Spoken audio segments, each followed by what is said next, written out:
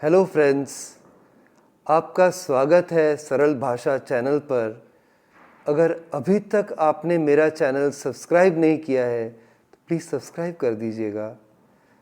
आज हम लोग दो सुपरस्टार्स को कंपेयर करेंगे और ये भी जानने का प्रयास करेंगे कि जीवन में बहुत से मौके आते हैं जब हम प्रोग्रेस करते हैं और हमारे पड़ोसी, हमारे फ्रेंड्स, हमारे दुश्मन, जो लोग हमें क्रिटिसाइज़ करते हैं, वो काफ़ी बार हमारे दिल को लग जाता है और हमें एक ऐसी सिचुएशन में ले आता है कि जब हम पलटवार करते हैं।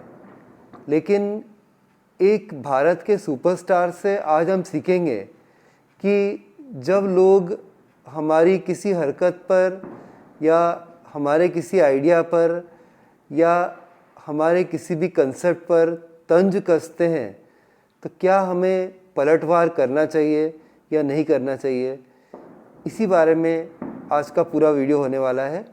तो इसमें एक लेसन भी होगा जो हम सीखेंगे एंड में, कि जीवन का एक बहुत बड़ा लेसन होगा, एक मॉरल मिलेगा हमें और एक जानकारी भी इंटरेस्टिंग मिलेगी आपको। भारत के सबसे बड़े सुपरस्टार, जो महानायक है, जो सदी के महानायक श्री अमिताभ बच्चन जी के बारे में हम बात करने वाले हैं। अमिताभ बच्चन जी के बारे में कुछ भी बात करना, उनके बारे में जानकारी देना ऐसा होगा कुछ जैसे सूरज को एक दिया दिखाना। तो मैं ज़्यादा उनके बारे में बात नहीं करूँगा, लेकिन मैं मुद्दे पे आता हूँ कि अमिताभ बच्चन से पहले जो सुपरस्टार रहे थे वह थे राजेश खन्ना जी। राजेश खन्ना ने जैसा स्टारडम देखा था वैसा ही ऑलमोस्ट स्टारडम अमिताभ बच्चन जी ने देखा था। लेकिन ये जग जाहिर है कि एक समय ऐसा आ गया था कि जब दोनों में दुश्मनी हो गई थी, राइवलरी हो गई थी। अमिताभ बच्चन की तरफ से नहीं, लेकिन राजेश खन्ना की तरफ से।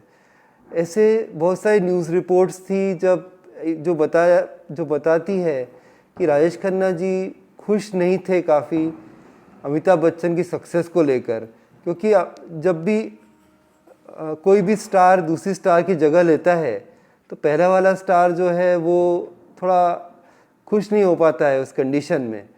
तो हुआ यूँ कि अमिताभ बच्चन की जंजीर के बाद एक मूवीज़ हिट हो रही थी और on the other side Rajesh Khanna की मूवीज़ एक के बाद एक फ्लॉप हो रही थी। तो अमिताभ बच्चन एक उगते सूरज की तरह थे उस समय और राजेश खन्ना जी का सूरज जो है, स्टारडम का सूरज ढल रहा था उस समय। तो हुआ यूँ कि ईयर 1982 की बात है, लावारिस मूवी रिलीज़ हुई थी अमिताभ जी की, लावारिस। और एक बहुत ही बड़ी ब्लॉकबस्टर हुई थी वो मूवी। लोगों ने बहुत पसंद किया था, लोगों ने हाथों हाथ उठा लिया था मूवी को, लावारिस को। आप जानते हैं उसमें राखी, अमजद खान और जीनत अमान और बहुत सारे कलाकार थे उस मूवी में। रणजीत, बहुत अमजद खान, रणजीत, ये सारे विलेन थे। काफ़ी बड़ी हिट साबित हुई वो मूवी। लेकिन उस मूवी में एक गाना था, मेरे अंगने में तुम्हारा क्या काम है। ये गाना ऑलमोस्ट उस समय नेशनल एंथम बन गया था। इतने लोगों ने उसे सुना है और बहुत ही पॉपुलर हुआ था ये सॉन्ग। और अमिताभ बच्चन जी ने खुद की आवाज़ में उसे भी गाया था। तो एक वर्जन था जो राखी जी ने गाया था और दूसरा वर्जन जो है वो अमिताभ ने गाया था। राखी ने इस मूवी में अमिताभ की माँ का रोल किया था। जब ये गाना रिलीज़ हुआ तब राजेश खन्ना जी ने न्यूज़पेपर में इंटरव्यू दिया था और उसमें, तब तो ट्विटर हुआ नहीं करते थे, ऐसा कोई सोशल प्लेटफॉर्म तो था ही नहीं, हमें सब कुछ पता लगता था न्यूज़पेपर से और मैगज़ीन से। तो एक न्यूज़पेपर इंटरव्यू में राजेश खन्ना ने कहा कि अगर मुझे कोई करोड़ों रुपए भी दे, अरबों रुपए दे, या सारी प्रोग्रेस और सारी सक्सेस दे, तो भी मैं सलवार कुर्ती या साड़ी पहनकर ऐसा अश्लील गाना नहीं गाऊंगा। ऐसा उन्होंने कहा कि अमिताभ बच्चन ने मेरे अंगने में तुम्हारा क्या काम है में ये जो गाना था, इसमें सलवार कुर्ती पहनी थी, साड़ी भी पहनी थी, एक महिला बन के भी आए थे। काफ़ी चर्चित हुआ था गाना। लेकिन देखिए, सुपरस्टार अमिताभ बच्चन ने बिल्कुल भी पलटवार नहीं किया था, उन्होंने कुछ जवाब ही नहीं दिया उस बात का, वो अपना काम करते रहे। और इसलिए आप देखेंगे फाइनली आज भी अमिताभ बच्चन का स्टारडम बना हुआ है। आज भी अमिताभ बच्चन जो है वो एक ऐसा सूर्य है जो कभी अस्त ही नहीं हो सकता है कभी भारतीय फिल्म इंडस्ट्री में, बॉलीवुड में।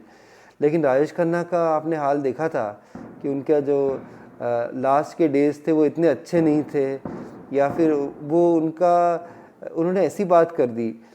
एक बार एक और इंटरव्यू में क्या हुआ था फ्रेंड्स, कि उनसे ये पूछा गया था, राजेश खन्ना जी क्या हमेशा लेट आया करते थे सेट पे, 3-3 4-4 घंटे लेट, हमेशा लेट।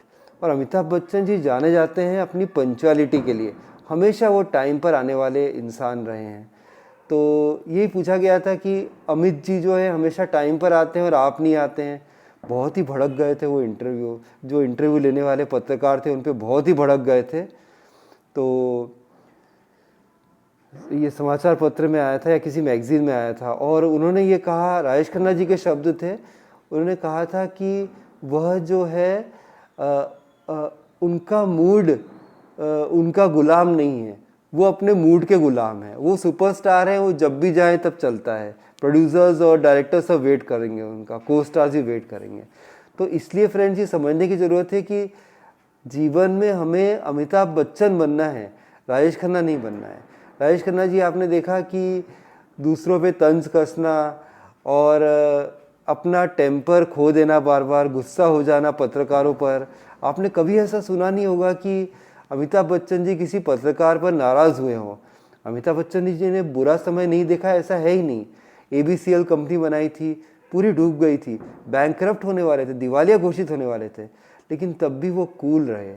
उनका रेखा के साथ कितना नाम उड़ा था, और बहुत सारी एक्ट्रेस के साथ नाम जुड़ा हुआ है उनका, लेकिन फिर भी कभी भी वो अपना टेम्पर उन्होंने लूज़ नहीं किया। जया बच्चन और उनके बीच में टकरार की बातें मीडिया में आती रही, कभी भी आपने सुना है कि अमिताभ बच्चन ने किसी पत्रकार से मिसबिहेव किया हो?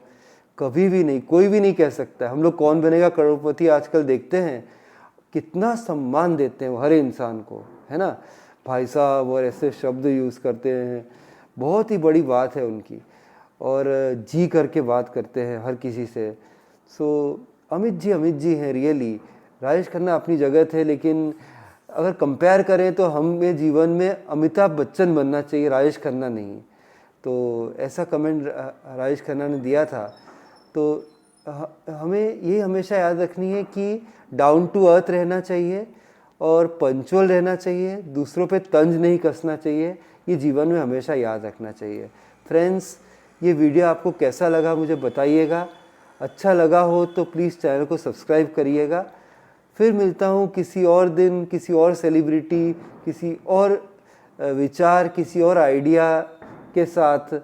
तब तक के लिए बाय, टेक केयर फ्रेंड्स।